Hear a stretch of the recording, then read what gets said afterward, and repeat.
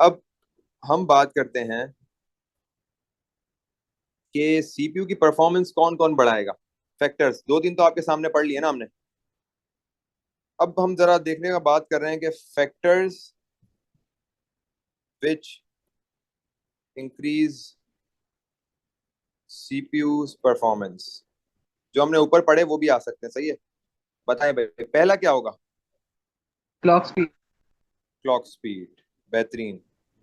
भाई clock speed अगर अच्छी होगी इसका मतलब क्या है कि भाई सीपीयू की जो आपके पास फेच एग्जीक्यूट साइकिल्स है ना, जो बार बार ये जो रन कर रहा है साइकिल्स को, फेच एग्जीक्यूट की इंस्ट्रक्शंस को रन कर रहा है, ये अगर ज्यादा होंगी पर सेकंड तो क्लॉक स्पीड ज्यादा होगी।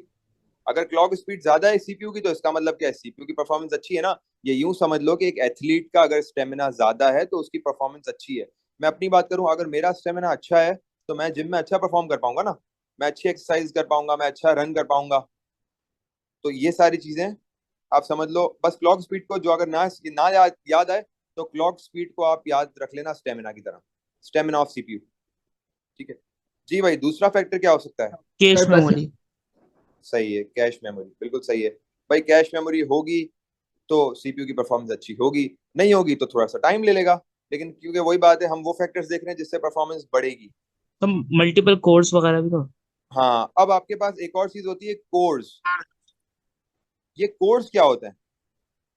अगर मैं एक कोर की बात करूं, एक सिंगल कोर की मैं बात करूं, सिंगल कोर, एक सिंगल कोर क्या होता है? पता है किसी को कोर क्या होता है? भाई कोर का मतलब सिंपल सा ये है जी, अ स्मॉल प्रोसेसर। एक छोटा सा प्रोसेसर। कोर क्या है? कोर एक छोटा सा प्रोसेसर है दैट एग्जीक्यूट्स इंस्ट्रक्शन। कोर एक छोटा सा प्रोसेसर है जो एग्जीक्यूट करता है इंस्ट्रक्शन। सही है। कोर का काम क्या है? इंस्ट्रक्शंस को एग्जीक्यूट करना। अब ये कोर होते क्या है? अब जो सीपीयू होता है ना आपके पास, उसमें डिफरेंट कोर्स लगे हुए होते हैं। आपने याद है हम पहले के टाइम पे कंप्यूटर इस्तेमाल करते थे तो उसमें आपके पास होता था पेंटियम 4, पेंटियम 3। याद आया? फिर पेंटियम 4.5 आया, फिर पेंटियम 5 आया। फिर इसके बाद आपके पास जनरेशन आने लगी।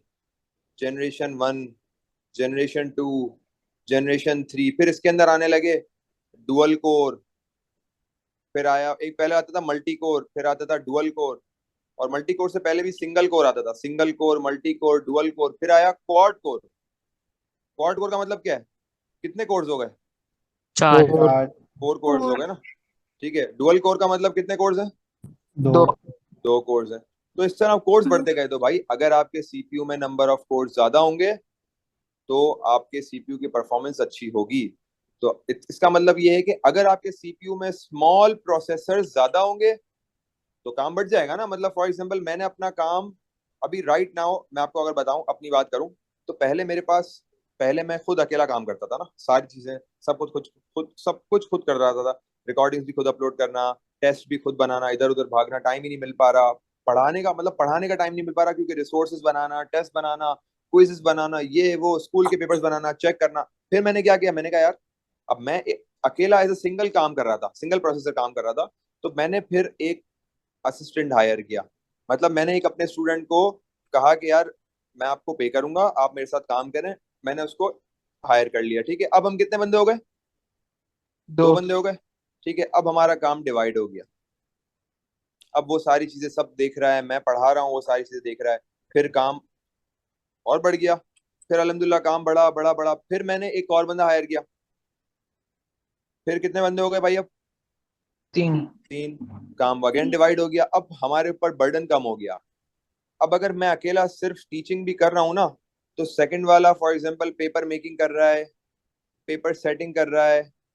तीसरा बंदा फिजिकल के टेस्ट ले रहा है, सारे फिजिकल के टेस्ट ले रहा है, फिजिकल स्टूडेंट्स के साथ कोऑर्डिनेट कर रहा है, नोट्स की फीस कलेक्ट कर रहा है, पेमेंट्स देख रहा है। और फिर मैंने कहा चलो चौथा भी ले आते हैं, चौथा यूट्यूब चैनल मैनेज कर रहा है। तो अब क्या हुआ, काम डिवाइड हो गया। अब एक बंदे पे, मेरे ऊपर अकेले पे बर्डन नहीं आ रहा, या फिर मेरे सेकंड जो है सबऑर्डिनेट पे बर्डन नहीं आ रहा। अब हमने,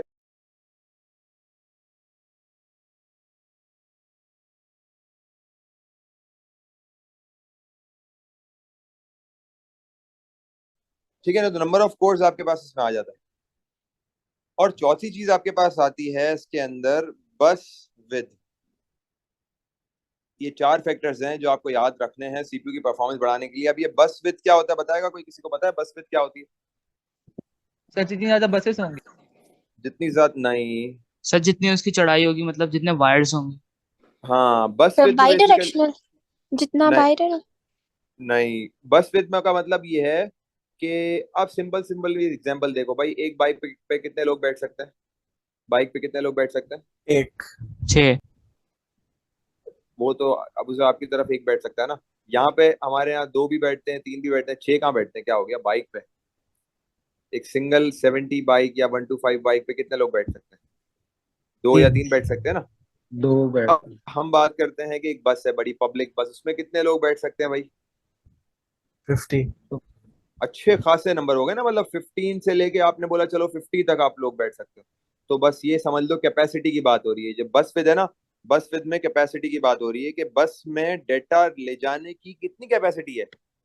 क्या थोड़ा सा डेटा लेके जा रहा है, क्या अच्छा खासा डेटा लेके जा रहा है? ये होती है बस विद। छोटी बस विद सर होगी तो कम डेटा लेके जाएगा, इसका मतलब स्लो चलेगा सीपीयू जी। सर इसका मतलब हम इसको ऐसे डिफाइन कर सकते हैं कि बस with is the capacity of data that it carries. हाँ बिल्कुल ऐसा ही, डेटा की कैपेसिटी बस विद अलग से तो नहीं पूछता, फैक्टर्स में पूछ सकता है कि वो क्या फैक्टर्स होंगे आपके पास। सही है। और अगर बस फिर पूछ भी लेता है, वही बात है ना, हमने तो क्वेश्चन नहीं बनाए ना, पूछने वाला पूछ भी सकता है। तो आप बिल्कुल यही कह सकते हो कि बस फिर कैपेसिटी ऑफ द डेटा है कि बस कितने होल्ड कर सकती है। ये यूं समझ लो कि एक पब्लिक बस कितने पैसेंजर्स होल्ड कर सकती है। तो बस विद में डेटा कितना, कितनी कैपेसिटी का डेटा होल्ड कर सकती है। अगर ज्यादा आपके पास बस विद है, सही है ना, तो हम ये सारी चीजों के साथ ये अगर बढ़ाएंगे हम, तो हमारे पास क्लॉक की जो है सीपीयू की परफॉर्मेंस है बढ़ेगी। ठीक है ना।